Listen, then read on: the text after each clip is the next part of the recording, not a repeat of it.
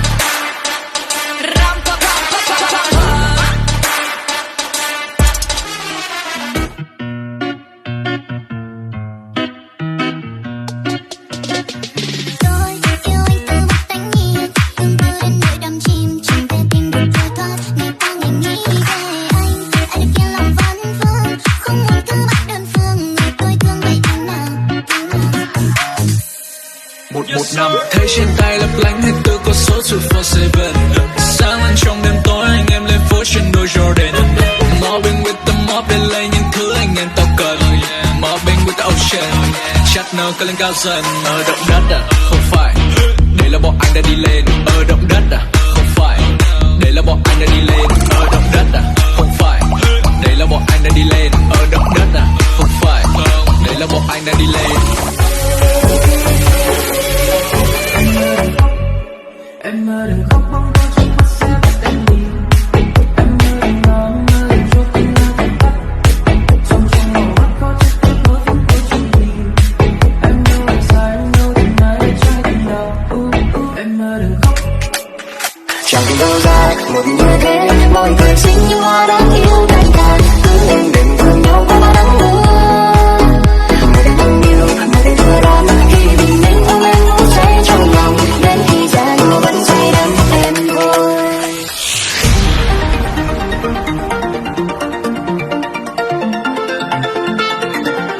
I was made for this, I live for this. God has a reason for my life. I'm gonna shout it out without a doubt. I was born for this, built for a purpose.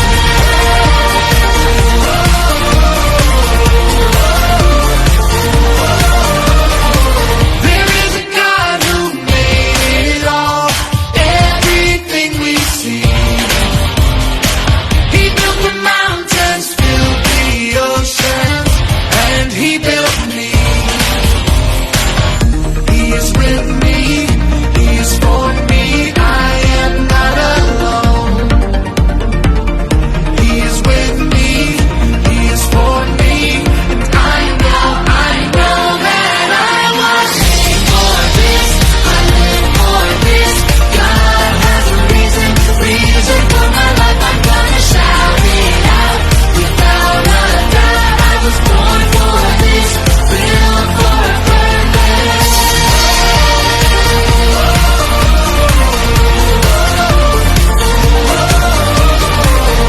He is with me.